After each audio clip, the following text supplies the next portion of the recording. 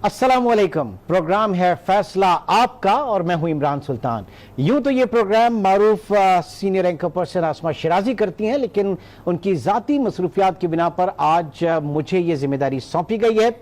आज के इस प्रोग्राम में हम बात करेंगे मोदी सरकार की, भारतीय सरकार की तर्ज हुकूमत, जो कि इससे पहले एक इंप्रेशन माजी में हमेशा ऐसा रहता था कि शायद इलेक्शन के वक्त वहां पर पाकिस्तान मुखालिफ, पाकिस्तान दुश्मन जो है वो नारा बिकता है और उसमें वहां की हुकूमतों को कामयाबी भी मिलती है या लेने की कोशिश की जाती है, मुसलमान मुखालिफ, इस्लाम मुखालिफ और पाकिस्तान मुखालिफ। लेकिन अब मोदी सरकार में हम देख रहे हैं कि हर गुजरता दिन, हर दूसरा इकदाम जो है वो न सिर्फ मुसलमानों और पाकिस्तानों के खिलाफ होता है और मकबूजा कश्मीर के हवाले से भी पूरी सूरत हाल इस वक्त जो है वो दुनिया भर के सामने है। और मोदी हुकूमत के, मोदी सरकार के ये कारनामे जो हैं इंटरनेशनली इसको जो है बहुत सीरियस कंसर्न शो किया जा रहा है। तो आज के प्रोग्राम में दो अहम टॉपिक्स हम डिस्कस करेंगे। सबसे पहले हम बात करेंगे शंघाई ताउन तंजीम के सिक्योरिटी एडवाइजर्स इजलास के हवाले से, जिसमें पाकिस्तानी मौक़िफ़ की तायीद की गई। भारत को बड़ी शर्मसारी वहां पर हुई। भारतीय जो एक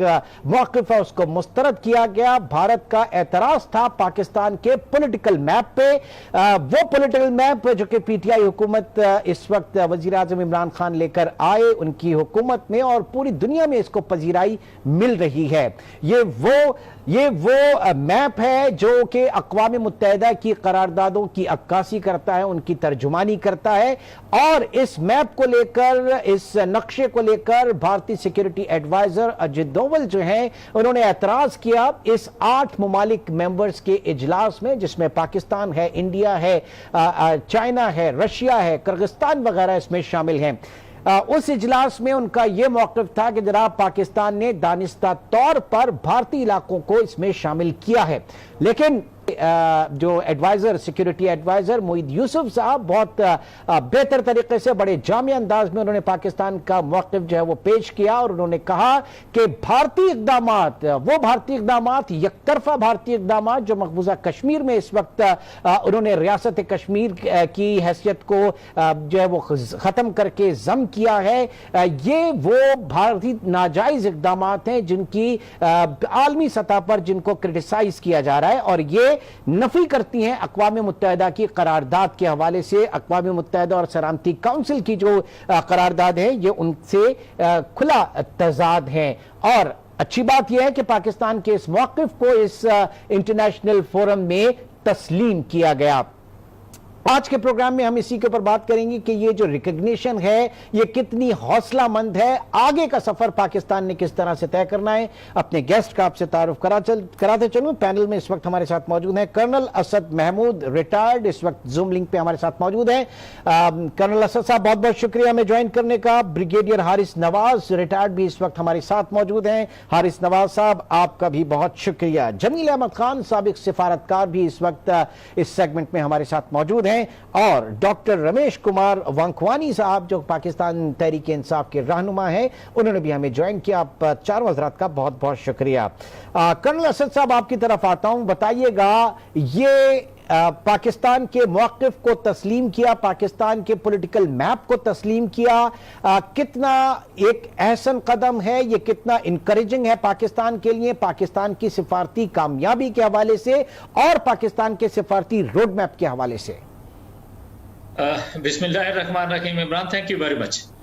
मैं समझता हूँ कि ये बहुत ही सिग्निफिकेंट मूवमेंट थी जो कि 4 अगस्त को हमारे हुकूमत ने, हमारे प्राइम मिनिस्टर ने कि जिस तरह का नक्शा एक लिहाज से वो जारी किया। एंड प्रैक्टिकली टॉकिंग ये वो नक्शा था जो कि एक्चुअली पाकिस्तान का हिस्सा बनता था। और हुआ ये कि इनिशियली आप कह सकते हैं कि 47 से लेके अगले चंद सालों तक तो ऐसा होता था कि ये नक्शा इसी तरीके से जाहिर होता था, लेकिन फिर हल्के हल्के वो आपको फील हुआ कि हाँ जैसे वो नक्शा कुछ लोगों ने ऐसे बीच में से गायब करना शुरू किया। तो मेरा ख्याल है इस कश्मीर मूवमेंट के अंदर स्पेशली, और जो जिस तरह का 8 लाख इंडियन आर्मी ने हमारे कश्मीरी बहन भाइयों का मुहासरा किया हुआ है, बहुत सारे इकदाम हमारी हुकूमत ने किए, लेकिन मेरा ख्याल है सबसे बेस्ट एक्शन जो किया वो 4 अगस्त वाला था कि जिसके अंदर वो सारी चीजें, वो सारे एरियाज दिखाए। लद्दाख का एरिया है, श्रीनगर का है, जम्मू कश्मीर का है, और फिर कुछ एरिया ये गुजरात का भी एक लिहाज से आता है जिसको सर्टली पाकिस्तान क्लेम करता है। अच्छा, और उसी के साथ मैं आपसे ये कहूंगा कि एससीओ, जो मतलब एससीओ की बात हम करते हैं, शंघाई कोऑपरेशन ऑर्गेनाइजेशन की आप बात करें, उसके अंदर जब एनएसएज, नेशनल सिक्योरिटी एडवाइजर्स की आपस में मतलब ऑनलाइन जब उनके एड्रेस था एक दूसरे के साथ, आप मोईज यूसुफ जो हमारे नेशनल सिक्योरिटी एडवाइजर है, मेरे ख्याल बड़ा इंटेलिजेंटली, और डेफिनेटली जब आप नेशनल सिक्योरिटी एडवाइजर मौजूद हैं वहां पर, आपने वहां पाकिस्तान का नक्शा जब उसके ऊपर डिस्प्ले किया है, तो अगर फर्ज करें यही नक्शा किसी तरह का अगर इंडिया की तरफ फर्ज करें अगर वो अपना किसी तरह का करते, तो मे बी वो उनका अपनी एक साइड आती है, बट नॉर्मली होता ही है कि जब आप पॉलिटिकल मैप कोई हुकूमत इशू करती है तो, और अच्छा आपने जो पॉलिटिकल मैप इशू किया वो है जो कि with in the context of overall United nation की जो करारदादें हैं, सिक्योरिटी काउंसिल की करारदादें हैं, वो उसको एक लिहाज से उसको मुकम्मल तौर पे मैं समझता हूँ कि कवर करती हैं। और जिस तरीके से फिर उसका जो एतराज था इंडिया का, उसको रद्द कर दिया गया उस कॉन्फ्रेंस के अंदर। और फिर हारिस नवाज साहब की तरफ चलूंगा। सर बताइएगा कितना सिग्निफिकेंट रहा ये 4 अगस्त का एक्शन, पाकिस्तान की कितनी स्मार्ट मूव आप इसे कहेंगे, और यकीनी तौर से इंडिया जो है वो इसके खिलाफ पूरी उसने कोशिश की। इवन अजित डोवल जो है वो इजलास से उठकर चले गए, वो पाकिस्तान की तकरीर के वक्त मौजूद नहीं थे, वो रशिया के तकरीर के वक्त मौजूद नहीं थे इस इजलास में। इस इजलास के हवाले से भी और इसकी सिग्निफिकेंट पे बताइएगा पाकिस्तान के लिए।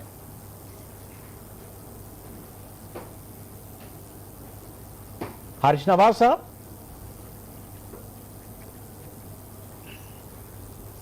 हारिस नवाज साहब को मेरी आवाज गालिबन नहीं जा रही।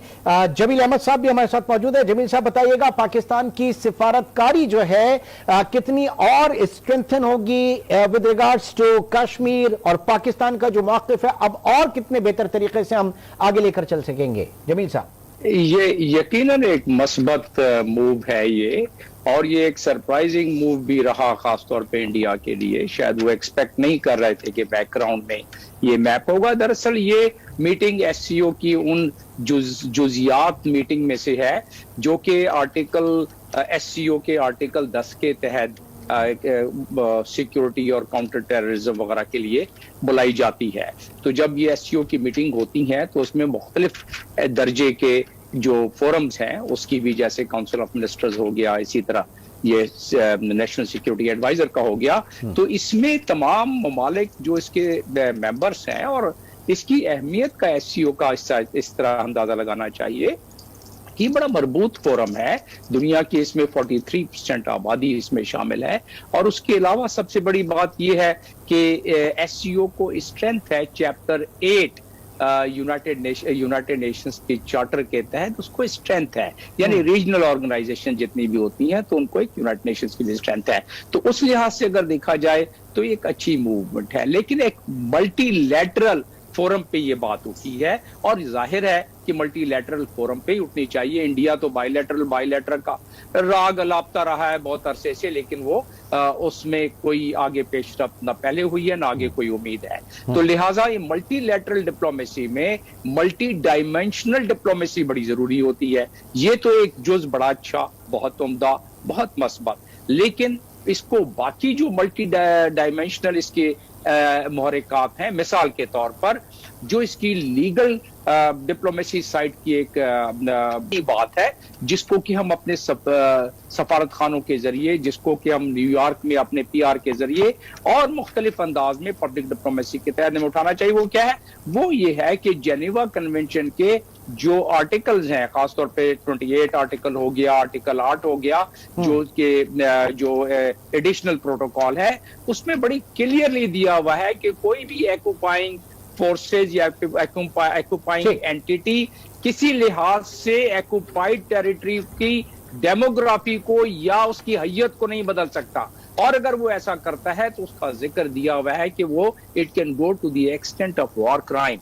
तो हमने उस चीजों को जिस अंदाज में पेश करना चाहिए था पूरी दुनिया में, उसमें थोड़ी कमाईगी और थोड़ी सी कमी रह गई। लेकिन जिस अंदाज में इमरान खान ने पिछले साल जनरल असेंबली में पॉइंट्स उठाए थे, उन हर पॉइंट्स को अगर देखा जाए तो वो हमारे फॉरेन पॉलिसी का हिस्सा है, और उसको उसी अंदाज में अपने सफारत खानों के जरिए, अपने डायस्पोरा के जरिए, अपने बाकी जो हमारे एंटिटीज हैं उनके जरिए हमें पूरी दुनिया तक फैलाना रखता हूं था। आपके इस कमेंट को सर, आपके इस कमेंट को हारिस नवाज साहब के सामने रखता हूं। हारिस नवाज साहब, पाकिस्तान अब जिस तरह से मूव कर रहा है, जो स्मार्ट मूव हुई, जिस तरह से एक्सेप्टेंस है, जिस तरह से रिकग्निशन है पाकिस्तान के पॉलिटिकल मैप की, आप कितना समझते हैं कि मकबूजा कश्मीर के हवाले से, अक़वाम मुत्तहिदा की करारदादों के हवाले से पाकिस्तान के मौक़िफ़ को और कितना बेहतर सुना जा सकता है, कितना मददगार होगा ये पॉलिटिकल मैप?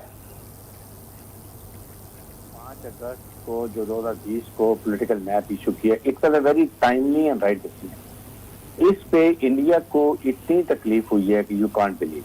और फिर सेकंड ये कि you have legitimised your claim on all जो इंडिया ने कब्जा जबरदस्ती किए हैं, और वो डिफरेंट कलर में शो किया गया, जिससे ये पता चला कि वाकई ये, और जो यूनाइटेड नेशन में के पास भी रिकग्नाइज है वहां पर। उसके बाद अब एससीओ में जिस तरीके से पाकिस्तान ने इसको पेश किया, मोहित जूसर ने I think he did a standard job, he is a good communication skill. उसके बाद इंडिया को जो तकलीफ हुई और जिस तरीके से वहाँ एससीओ ने इसको एक्सेप्ट किया और इंडिया वहां छोड़ के चला गया, दिस शोज कि Pakistan is coming back into the comedy of Nations and is emerging as a very strong country.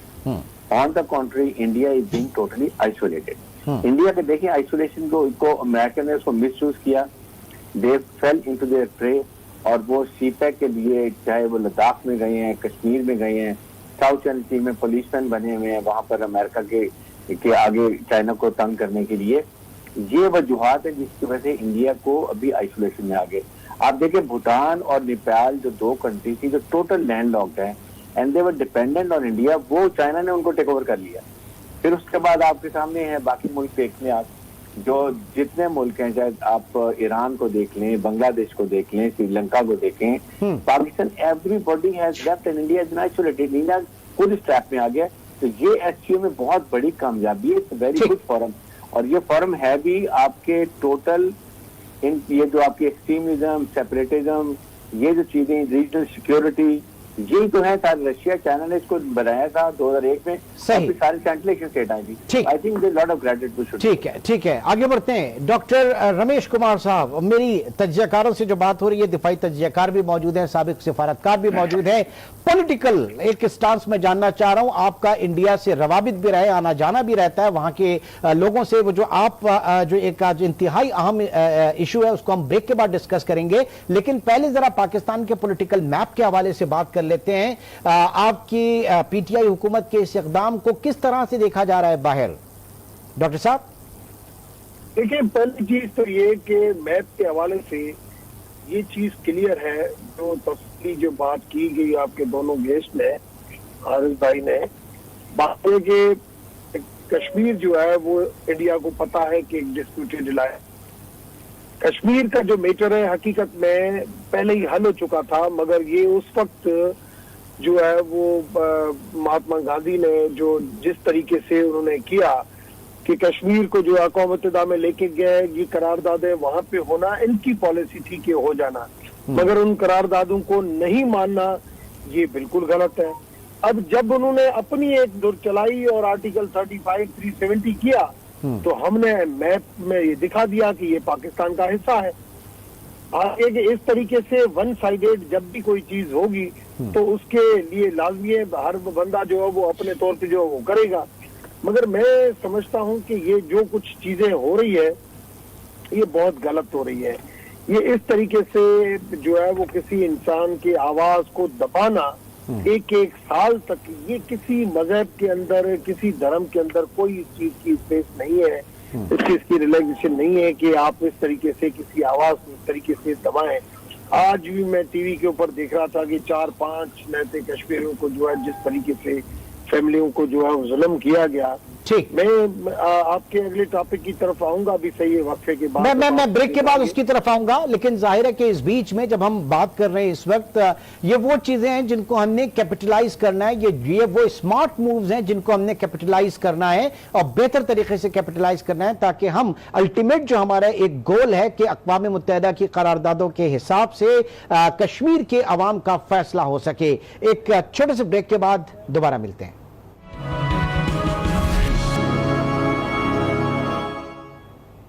Welcome back. भारतीय तर्ज हुकूमत के हवाले से इस वक्त हम बात कर रहे हैं जो कि पूरी की पूरी पाकिस्तान दुश्मनी और मुसलमान दुश्मनी के ऊपर इस वक्त नजर आ रही है मोदी सरकार। हारिस नवाज साहब, ये जो मैं मूव्स की बात कर रहा था, कहा गया कि जनाब बड़ी सरप्राइजिंग मूव थी और इससे पहले पाकिस्तान इससे पहले भी एक सरप्राइजिंग मूव हुई थी पाकिस्तान की जानिब से।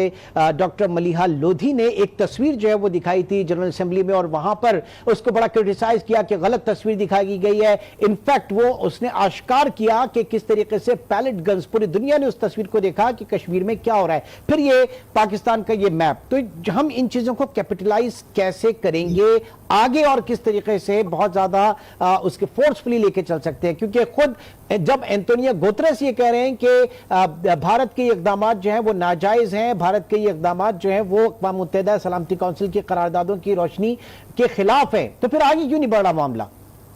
देखें, इमरान, बात यह है कि prime minister Pakistan has done a tremendous job to raise Kashmir issue and make it internationalise. और आपके सामने जब उन्होंने वहां पर नेशन में स्पीच की थी तो I think it was recognised and he emerged as one of the good leader.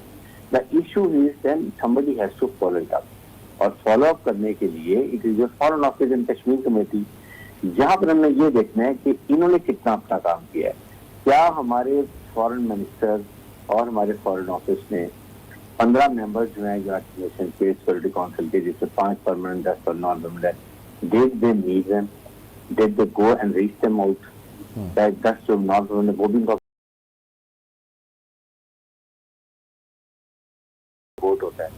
उसके बाद कश्मीर के कितने उन्होंने एक नैरेटिव को लिया, उसको आगे सेल आउट किया, क्या उस पर कितने बैलेंस लोग बनाए गए कश्मीर के, and with lot of communication skills. It's not कि he should not go and sit as a dummy, they have to speak and they have to create the image of Kashmir and what Pakistan is doing. देखिए, कश्मीर की आवाज पाकिस्तान है, they are cut off from the world. Second, वो कश्मीर में जब भी कोई शहीद होता है वो पाकिस्तान में झंडे में उसको दफन करते हैं। बिल्कुल, ये shows the love for them. Now हमने क्या किया, हमने कितनी दफा हमारे फॉरेन मिनिस्टर, अब मुझे बताइए कि अभी भी इस कॉन्फ्रेंस में भी वो वीडियो लिंक के ऊपर थे, how many times you gone abroad. France ने प्रॉब्लम क्रिएट की दोनों दफा, okay, did you go to France, did you communicate with them. उसके बाद जर्मनी है, ब्रिटेन है, यूरोपियन यूनियन है आपके सामने, अमेरिका है, उसके बाद यूनाइटेड नेशंस है। हमने कितना रीच आउट किया, that is very very important. Secretary general आके बात करके के बड़ा फेवर में बोले, where is a follow up, that is what where the election. Sir ji, पूछते हैं जरा follow up doctor Ramesh Kumar से। डॉक्टर साहब, जब आप ऑपोजिशन में थे, कश्मीर कमेटी के ऊपर बहुत ज्यादा ऑब्जेक्शन होता था, अब आपकी अपनी हुकूमत पर पॉलिटिकल गवर्नमेंट के ऊपर कितना प्रेशर है, कितना दबाव है कश्मीर के हवाले से, मकबूजा कश्मीर के हवाले से, पॉलिसीज के हवाले से, इंटरनेशनल इंगेजमेंट्स के हवाले से, और कितना आप लोग पूरा उतरने की कोशिश कर रहे हैं? हालात उस तरह से नहीं है जिस तरह से उम्मीद की जा रही थी, तवक्का थी आप लोगों से? देखिए, मैं समझता हूँ माजी से अगर आप कंपेयर करेंगे तो इस वक्त फॉरेन पॉलिसी बहुत बेहतर है। अगर माजी से आप कंपेयर करेंगे तो माजी में तो कोई फॉरेन मिनिस्टर नहीं था। इस वक्त जो आपने रशिया की मूव देखी, अक़वाम मुत्तहिदा में जिस बोल्ड और ब्लडनेस जो स्पीच जो थी प्राइम मिनिस्टर की, अभी फिर आप 25 तारीख को जो सुनेंगे, ये बहुत अच्छी मूव है। और जो इंटरनेशनल रिलेशन आप देखें कि शाह साहब की वजह से रोजाना जो है वो जो जिस किस्म की टास्क होती है कश्मीर के बारे में बताया जाता है, माजी में वो चीजें नहीं थी। माजी में कश्मीर कमेटी जो है वो भी अगर थी तो कश्मीर कमेटी नाम की थी, कोई उसके हवाले से। मैं आज भी ये नहीं मानता हूँ कि कश्मीर कमेटी पहले से कोई बेहतर हो गई है या अप टू मार्क है मैं उसकी, मगर मैं ये जरूर कहना चाहूंगा कि माजी और अभी में कश्मीर कमेटी के अंदर कश्मीर के हवाले से फॉरेन पॉलिसी बेहतर है। कश्मीर कमेटी को तो उतना मैं बेहतर नहीं कहूंगा। ठीक है, यानी आप कह रहे हैं कि कश्मीर के हवाले से पाकिस्तान की फॉरेन पॉलिसी जो है वो बड़े वाज़ेह है, आप ये कह रहे हैं, और बड़ी उसके ऊपर जो है फोकस है आप लोग। जमील साहब, आप बड़े सीजन सिफारतकार रहे हैं, कश्मीर के हवाले से पाकिस्तान की पॉलिसी में कितना बड़ा चेंज आप देख रहे हैं, और जिस फॉलोअप की, एक प्रॉपर फॉलोअप की बात की गई हारिस नवाज साहब ने, वो उसमें लैकिंग नजर आ रही है या नहीं? जी, फॉलोअप में तो खैर वो स्ट्रक्चरल प्रॉब्लम हमारा है, और जो बरस से चला आ रहा है स्ट्रक्चरल प्रॉब्लम, फॉरेन ऑफिस मेरी मुराद है, तो वो उससे जो चीजें डिसिमिनेट होनी चाहिए सफारत खानों को, और सफारत खानों से जो चीजें रिपोर्ट लेनी चाहिए प्रोग्रेस की, वो, और मेरा इशारा है कि जिस तरह मैं पहले बता रहा था कि प्राइम मिनिस्टर तो हर साल जाके तकरीर करेंगे, बड़े दबंग किस्म से तकरीर करेंगे, तो प्राइम मिनिस्टर का जो काम है उसने तो कर दिया। ये तकरीबन 70 साल में इस मरबूत और मजबूत तरीके से कश्मीर का मामला पेश नहीं किया गया प्राइम मिनिस्टर लेवल पर, बहुत ही मरबूत तरीके से। लेकिन क्या उसके 20% भी सफारत खानों के जरिए काम हुआ है? मेरा अपना तजिया है और मेरे पास सियाको सबाक के साथ मैं बता सकता हूं कि नहीं, ऐसा नहीं हुआ है। क्योंकि आपको अगर सिर्फ मैं एक मिसाल ही दे दूं, अगर ज्यादा मिसालें कहेंगे वो दे दूंगा, तो जो हमारी ह्यूमन राइट्स की कमिश्नर ने आंसुओं, सिसकियों और सदमे के साथ रिपोर्ट पेश की पूरी दुनिया को, हमने उसी को कैपिटलाइज नहीं किया। तो उसके बाद बाकी चीजें तो प्राइम मिनिस्टर की जो गुफ्तगू थी उसमें पिछले साल जनरल असेंबली में हर नुक्ता, उस हर नुक्ते पर पूरी एक फिजिबिलिटी और पॉलिसी बन के सफारत खानों को जाके उससे फीडबैक और प्रोग्रेस लेनी चाहिए। देखिए, मैंने आपसे पहले जिक्र किया कि डिप्लोमेसी आजकल जो है वो मल्टी लेयर्ड है, मल्टी डायमेंशनल है, और हम जो इस वक्त कर रहे हैं, हमें 3 तरीके से जिसको अप्रोच करना चाहिए ये नहीं कर रहे हैं। प्राइम मिनिस्टर जो इस वक्त कर रहे हैं, जो उनका काम है, वो पब्लिक डिप्लोमेसी कर रहे हैं, और जो ज्यादातर इस वक्त हो रही है पब्लिक डिप्लोमेसी, यानी दुनिया को आगाही दी जा रही है। लेकिन क्या, जिस तरह के पहले जिक्र हुआ, ब्रिगेड साहब ने जिक्र किया कि क्या हम P5 पर काम कर रहे हैं, क्या हम उन 15 ममालिक पर जो इस वक्त मेंबर हैं, बाकी 10 ममालिक, उन पर काम कर रहे हैं? क्या हमारे सफारत खाने पब्लिक डिप्लोमेसी, ट्रेडिशनल डिप्लोमेसी के तहत काम कर रहे हैं? क्या न्यूयॉर्क का PR हमारा ट्रेडिशनल डिप्लोमेसी के अलावा लीगल डिप्लोमेसी पे काम हो रहा है, जिस तरह के मैंने जेनीवा कन्वेंशन का पहले जिक्र किया आपको? और ये खुद हुकूमत के अंदर से आवाजें उठी हैं सर, पिछले दिनों हुकूमत के अंदर से एक आवाजें उठी है, एक डिस्ट्रेस जो है वो आया है खारजा पॉलिसी के हवाले से। जी, खारजा पॉलिसी के हवाले से। रमेश कुमार साहब, आपकी तरफ आऊंगा। वो इंपॉर्टेंट सेकंड जो हमारा टॉपिक था, जिसमें जो पाकिस्तान, ये जो आप डिस्कस कर रहे हैं, जी प्लीज। देखिए, पहले मैं आपसे ये बता दूं कि ठीक है, एक तो स्टेट के ऑर्गन्स होते हैं जो कि बिल्कुल काम करते हैं, उनको करना चाहिए। जमील साहब ने बिल्कुल ठीक कहा, हमारे जितने भी डिप्लोमेट्स बाहर हैं, फॉरेन ऑफिस हैं, ऐसे जिस तरह उनको काम करना चाहिए तो इससे पहले नहीं किया। अगर कश्मीर कमेटी की हम बात करते हैं, तो भाई जब इसको फॉरेन ऑफिस ने ओवरऑल सारे मसले को टेक ओवर कर लिया, आपकी हुकूमत ने कर लिया, तो फिर कश्मीर कमेटी ने एक लिहाज से क्या करना है? दूसरा मैं आपसे अर्ज करूंगा, इट इज नॉट ओनली कि सिर्फ ये हुकूमत के करने का काम है। आप मुझे ये बताइए, पूरी दुनिया के अंदर आप लोगों के माइंड को चेंज करते हैं through media, through social media tools, तो आप ये समझते हैं कि आपका सरकारी मीडिया यानी PTV की बात करें, और फिर आपका अपना सारा प्राइवेट मीडिया, क्या उन्होंने उस तरीके से कश्मीरियों के लिए आवाज बुलंद की है? क्या आप ये समझते हैं कि उन्होंने उस तरीके से इंडिया को इतना सीरियसली एक लिहाज से टेक ऑन किया? आप उनसे कि बिल्कुल उस तरीके से नहीं किया। आप मुझे ये बताइए कि आपके जितने पॉलिटिकल पार्टीज हैं, पीपल्स पार्टी को लें, नून लीग को ले लीजिए, फजलुर रहमान को तो नाम ही लेना मेरा ख्याल है फजूल है, because he is the man कि जिसने कश्मीर के कॉज को यकीनन कोताहियां रही हैं सर, यकीनन कोताहियां रही हैं, और इसी चीज को आगे किस तरीके से जामे अंदाज में लेकर चला जाएगा, प्राइम मिनिस्टर भी इसके ऊपर बात कर रहे हैं, उनकी पूरी काबीना, ऑपोजिशन, तमाम जमातें, क्योंकि कश्मीर कॉज के ऊपर सब जो है वो मुत्तफिक हैं। एक छोटे से ब्रेक की तरफ चलेंगे और उसके बाद भारत में मुसलमान दुश्मनी, बिलखुसूस पाकिस्तानी दुश्मनी, 11 पाकिस्तानी हिंदुओं को वहां पर हलाक कर दिया गया, एक पुरस्कार मामला है, इसके ऊपर हम बात करेंगे। एक छोटे से ब्रेक के बाद दोबारा मिलते हैं।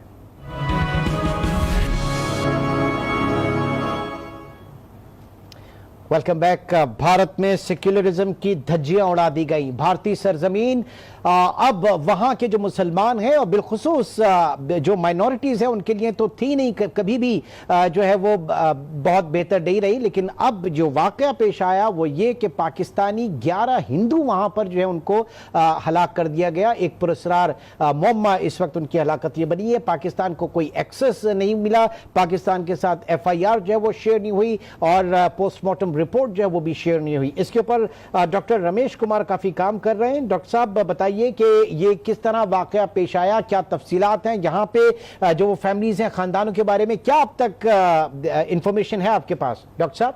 देखिए, आज मैं इस वक्त शहदादपुर में मौजूद हूँ और ये इलाका है शहदादपुर का, जहाँ की ये फैमिली थी 2012 में ये यहाँ से गए हैं और 8 साल ये वहाँ पे रहे हैं। जोधपुर के एक गांव लोरता वहाँ पे रहे हैं राजस्थान सूबे में, और 8 साल झोपड़ियों में गुजारा। और क्या उनके ऊपर प्रेशर आया, किस तरीके से उनको यूज करने की कोशिश की गई, क्योंकि पाकिस्तान डैशिंग जो है ना वहाँ पे इलेक्शन में भी चलती है, इलेक्शन के बाद भी चलती है। मैं जब जाता हूँ तब भी वहाँ पे ये बात करता हूँ कि ये क्यों है, कोई मजहब इस चीज की इजाजत नहीं देता, आप ऐसी चीजें क्यों करते हैं। Being a pattern in chief Pakistan Hindu council, मेरी रेस्पॉन्सिबिलिटी बनती है कि हमारे हिंदू तारकीन चाहे वो पाकिस्तान में रहते हैं चाहे वो पाकिस्तान के बाहर रहते हैं, मगर वो पाकिस्तानी पासपोर्ट होल्डर है तो उनका take care Pakistan Hindu council की रेस्पॉन्सिबिलिटी है। जब ये 9 अगस्त को वाकया हुआ, मैंने उसी टाइम 10 अगस्त को अपनी एम्बेसी, अपनी फॉरेन मिनिस्ट्री सबसे कांटेक्ट किया कि ये पाकिस्तानी नेशनल है और आपको भारत गवर्नमेंट से पूछना चाहिए। मगर 1 महीना गुजर जाने के बाद भी जब कोई उसका नतीजा नहीं निकला, मैंने दोबारा फॉरेन मिनिस्ट्री से कांटेक्ट किया, एम्बेसी से कांटेक्ट किया, उन्होंने इंडियन एनवाई को बुलाया, मगर फिर भी कुछ नहीं हुआ। मैं मंडे के दिन, नेक्स्ट जो मंडे आ रहा है, मैं दोबारा फॉरेन मिनिस्ट्री से पूछूंगा। अगर फॉरेन मिनिस्ट्री ने हमें नहीं बताया कि भाई ये इंडिया ने हमारी पाकिस्तान एम्बेसी को, जो इंटरनेशनल ट्रीटी है, क्या कि उसको एक्सेस दी या नहीं की। अगर कुलभूषण यादव जो एक टेररिस्ट यहाँ पे, एक जासूस जहाँ पे होता है, उसको इंटरनेशनल ट्रीटी कानून जो वो कहते हैं कि भाई हमारा इंटरनेशनल हक है और ये हमें उसके ऊपर रसाई दिया है, और ये तो ऐसे लोग हैं जो फैमिली के साथ रहे हुए हैं वहाँ पे, अगर उनके साथ आप रसाई नहीं देते हैं, उनकी एफआईआर कॉपी जो है वो शेयर नहीं करते हैं, उनकी प्राइमरी इन्वेस्टिगेशन शेयर नहीं करते हैं, उनका पोस्टमार्टम शेयर नहीं करते हैं, तो इसका मतलब ये कि ये हमेशा ये होता है बलूचिस्तान के अंदर, पाटा के अंदर, कि यहाँ से जो लोग जाते हैं वो दोबारा जब वापस आते हैं उनको एजेंट करके यहाँ पे भेजते हैं, उनको इस तरीके से यूज किया जाता है।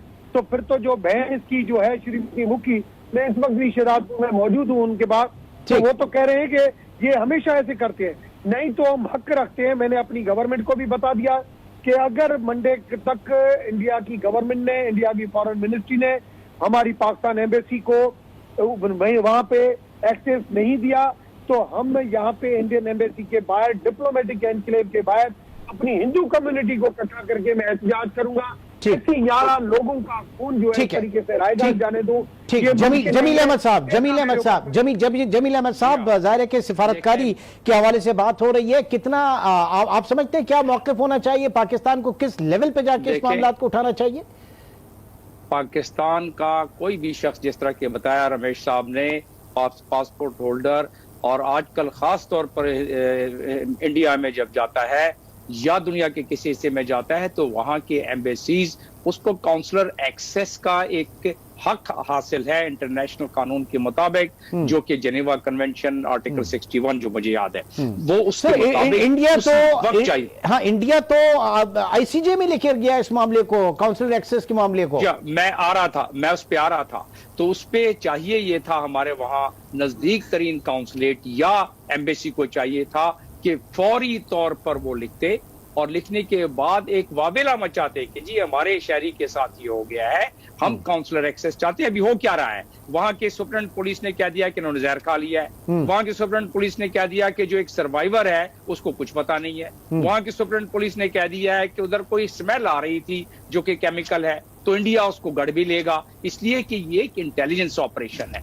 और उसमें ये रिपोर्टेडली, रमेश साहब ज्यादा बताएंगे, रिपोर्टेडली वो उनका जो लड़की ने, जिसने आज उनकी बेटी ने प्रेस कॉन्फ्रेंस किया है हैदराबाद में या उस इलाके में, तो वहां उसने बताया कि मेरा वालिद वापस आ रहा था और वो प्रेशर में था। जब उनको मालूम हुआ कि भाई ये माना नहीं है कि वापस आके वो उनके राह के मुताबिक जासूसी करेगा पाकिस्तान में आके, तो उन्होंने सोचा कि क्योंकि इसके पास राज हैं, इसको हमने ब्रीफ किया हुआ है, इसको हमने इंडोक्ट्रिनेट किया हुआ है, तो इंटेलिजेंस ऑपरेशन में ये होता है कि उसको खत्म कर देते हैं। तो उन्होंने ये किया है। अब हम वैसे तो इंटरनेशनल कानून की बड़ी बात कर रहे हैं, हमें हारिस नवाज साहब, यहाँ मेरे पर टाइम बिल्कुल कम है, लिहाजा मैं कट करना चाहूंगा माजरत के साथ। हारिस नवाज साहब, ज़ाहिर है कि सिफारतकारी से ही ये मामला ऊपर उठेगा, इसको किस तरीके से परसू किया जाना चाहिए? जिस वीक सिफारतकारी की बात की जा रही थी, ये तो उसके लिए फिर एक टेस्ट केस होगा। देखें इमरान, अगर ये incident Indian nationals of Pakistan में हुआ था, India would have played hell with Pakistan. बिल्कुल, नॉट ओनली कि उनके जो 10 चैनल्स पे जो शोर मचता, उसके बाद उन्हें ह्यूमन राइट्स ऑर्गेनाइजेशन, उसके बाद उनके यूनाइटेड नेशन की ह्यूमन राइट्स ऑर्गेनाइजेशन, यूनाइटेड के कमीशन, यूरोपियन कमीशन, उन्होंने वेला मचा के रख देना था। हमारे मुल्क में सबसे बड़ी प्रॉब्लम यह कि we do on even days. आज इंसिडेंट हुआ, आज रिपोर्ट हुआ, कल खत्म। सही। Has to be followed by a proper strategy कि हमने मीडिया पे कैसे, मीडिया में कितनी खबर आई है, कितने लोगों को पता है। आप उनकी बुलाएं, उनकी पोस्टमार्टम खुद करें, पूरी रिपोर्ट लें and then play with human rights organisation के साथ, अमेरिका के साथ कि this is what has happened to national. आप अपने माइनॉरिटी को कैसे सिक्योर करते हैं? ठीक है जी, अब आपका पॉइंट आ गया सर, आपका पॉइंट आ गया। असद महमूद साहब, लास्ट वर्ड्स आपके क्या होंगे इसके ऊपर? किस तरीके से परसू किया जाना चाहिए पाकिस्तान को? इमरान, मैं समझता हूं कि मेरा ख्याल है हमें जागने की जरूरत है। हमें पता होना चाहिए कि हमने अपने जो नेशनल्स हैं, वो हमारे वो जो 11 हमारे हिंदू बहन भाई हैं, जिस तरीके बेईमाना तरीके से उनको वहां पर कत्ल किया गया है, और वो जो उनका 12वां फर्द था, वो तो ऑलमोस्ट कोई 1 किलोमीटर दूर वो सोया हुआ था। दैट इज द रीजन कि वो बच गया, और अदरवाइज तो कोई एक लिहाज से वहां बचता ही नहीं। मैं समझता हूं, बिल्कुल बेड हारिस ने ठीक बात की है कि अगर कोई एक इंसिडेंट इस तरह का पाकिस्तान में किसी हिंदू इंडियन नेशनल के साथ होता तो things would have been totally, हालात बिल्कुल मुख्तलिफ होते हैं। इंडियन मीडिया, इंटरनेशनल मीडिया बिल्कुल मुख्तलिफ होता और हालात जो है वो बहुत ज्यादा पेचीदा होते हैं। लेकिन जाहिर है कि पाकिस्तान को इस वक्त सिफारती लिहाज से इस मसले को बहुत बेहतर तरीके से देखना है। तमाम हजरात का बहुत बहुत शुक्रिया। नाज़रीन, प्रोग्राम फैसला आपका से अब तक कितना ही। इंशाल्लाह आपसे फिर मुलाकात होगी। अपना बहुत ख्याल रखिएगा। अल्लाह हाफिज।